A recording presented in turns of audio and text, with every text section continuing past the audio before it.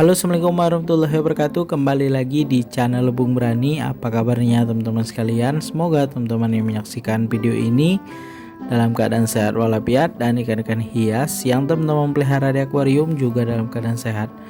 Oke teman-teman, pada video kali ini saya ingin rekomendasikan ikan yang bisa kita pelihara bersamaan dengan ikan mas koki di dalam akuarium, atau lebih tepatnya adalah tank mate ikan mas koki. Jadi di sini ada beberapa ikan yang sebenarnya sering ya dipelihara oleh penghobi ikan hias mas koki, namun sebenarnya berbahaya untuk ikan mas koki yang kita pelihara. Nah, yang pertama ya, tank mate ikan mas koki menggunakan ikan sapu-sapu. Jadi kalau ikan sapu-sapu ini jadi tank mate ikan mas koki, sebenarnya bisa berbahaya, bisa juga tidak. Nah, kalau misalnya kita pelihara di dalam tank akuarium di dalam ruangan yang kita hidupkan lampu 24 jam, tumbuh lumut di dalam akuarium itu, tentu ikan sapu-sapu ini tidak akan berbahaya karena sumber makanannya banyak di dalam tank. Tapi lain cerita kalau misalnya tank kita bersih ya, tidak ada lumut, tidak ada lendir di kaca akuarium, maka itu bisa berbahaya untuk ikan mas koki karena ikan sapu-sapu ini akan menyedot badan ikan mas koki, ya, lendir yang ada di tubuh ikan mas koki. Dan kemungkinan terburuknya adalah ikan mas koki kita stres dan akhirnya mati karena terus dikejar oleh ikan sapu-sapu tadi. Nah, yang kedua adalah ikan Sumatera. Nah, ikan Sumatera teman-teman tinggal cari sendiri ya, ikan Sumatera itu seperti apa. Dia kecil,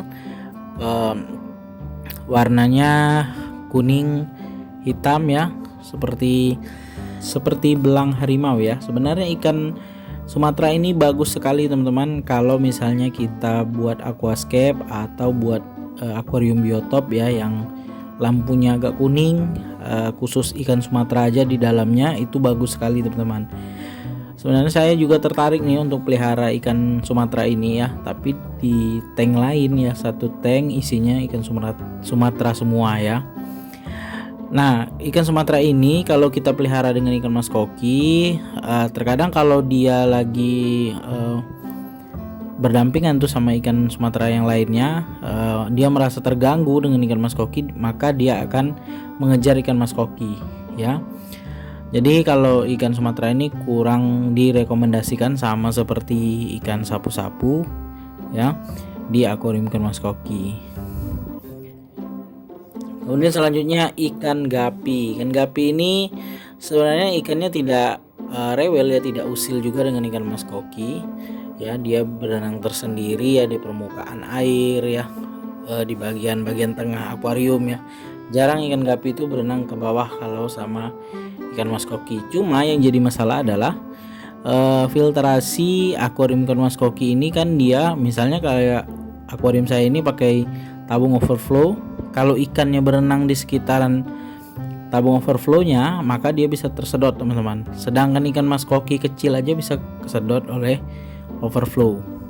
Bayangkan sama ikan gapi tadi. Kemudian agak kesulitan juga mau kasih makan ikan gapi ini ya. Dia harus pakai pelet halus ya. Kalau misalnya kita kasih makan ikan gapi ini, nanti ikan mas kokinya akan mengganggu ikan gapinya makan. Jadi kurang direkomendasikan untuk tank mate ikan mas koki. Jadi dia harus punya tank tersendiri ya, tidak bisa digabung dengan ikan mas koki. Kemudian selanjutnya ikan alligator ya. Ikan alligator nih sama seperti dengan ikan sapu-sapu. Kalau makanannya banyak ya, tank kita banyak lumutnya, dia tidak jahil. Tapi kalau sudah sudah tidak ada lumut segala macam, itu dia akan mengincar badan ikan mas koki. Jadi sebaiknya kalau ikan alligator ini kalau mau kita pelihara juga berdampingan dengan ikan mas koki, tentu akuarium kita harus banyak lumutnya, atau akuarium ikan mas koki yang diletakkan di luar rumah kena sinar matahari, lumutnya tumbuh. Pelihara ikan alligator juga bagus teman-teman, berdampingan dengan ikan mas koki. Kemudian selanjutnya ikan botia ya. Botia ini ada dua ya, botia yang warnanya hijau dan warna merah. Jadi yang paling sering dipelihara itu warna merah. Nah, dulu saya pernah juga pelihara yang warna hijau. Cuma agak sulit untuk kasih makannya ya. Ikan botia ini kalau yang saya pelihara itu dia mau makan kalau misalnya dikasih cacing sutra. Kalau nggak dikasih cacing sutra dia nggak mau makan. Jadi ikan botia ini sama seperti ikan alligator, cuma dia nggak kelihatan mengganggu ikan mas kokinya. Tunggu kita nggak berada di tank akuarium ya, itu baru ganggu ikan mas koki. Sama seperti ikan sapu-sapu, kalau misalnya lumut tidak ada di dalam tank, dia akan menyedot lendir yang ada di badan ikan mas koki. Selanjutnya ikan manfish, yang mana ikan manfish ini ikan yang paling populer dan paling sering dipelihara penghobi ikan hias mas koki berdampingan dengan ikan mas koki di akuarium. Karena ikan ini tidak jahil dan menurut pendapat penghobi lain ya, ikan ini bisa makan kutu di ikan mas koki. Tapi selama saya pelihara itu nggak pernah saya lihat ikan ini gigit kutu yang ada di badan ikan mas koki. Cuma yang jadi masalah ikan ini ya, untuk memelihara ikan ini sampai besar itu sulit teman-teman. Dan baru kali ini ya saya pelihara ikan manfish ini selama lebih kurang 7 bulan ya di tank akuarium saya, itu bisa besar sampai 4 jari. Dan sekarang ikannya sudah semuanya mati teman-teman. 5 ekor saya punya. Itu karena ikannya berkelahi teman-teman, berkelahi dengan pejantan lain, karena ikannya sering juga bertelur di pipa overflow saya. Jadi ikan manfish jantan itu menyerang ikan manfish yang lain. Jadi ikannya sudah mati, tidak bersisa lagi 5 ekor. Terakhir mungkin yang betina teman-teman. Nah, ikannya stres ya, stres berenang di pojokan terus, akhirnya mati teman-teman. Jadi ikan manfish inilah yang menurut saya paling cocok untuk tank ikan mas koki. Untuk kasih makannya juga mudah. Kalau kita kasih pelet ke ikan mas koki, kalau peletnya kecil langsung juga dimakan oleh ikan manfishnya ya.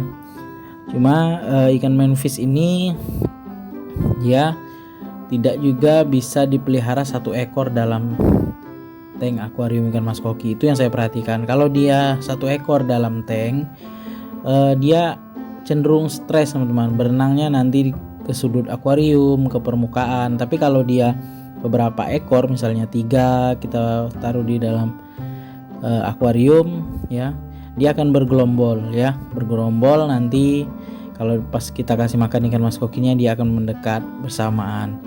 Jadi dia sama seperti ikan mas koki ya, harus peliharanya lebih dari 1. Itu yang saya amati. Mungkin kalau teman-teman ada referensi lain ya, ikan manfish ini bisa dipelihara 1 ekor di dalam akuarium ikan mas koki. Itu yang saya amati ya. Ikan manfishnya cenderung stres kalau misalnya dipelihara sendirian di dalam tank akuarium ikan mas koki. Oke teman-teman, sekian dulu video saya kali ini tentang ikan yang bisa kita pelihara berdampingan dengan ikan mas koki, kelebihan serta kekurangannya seperti apa.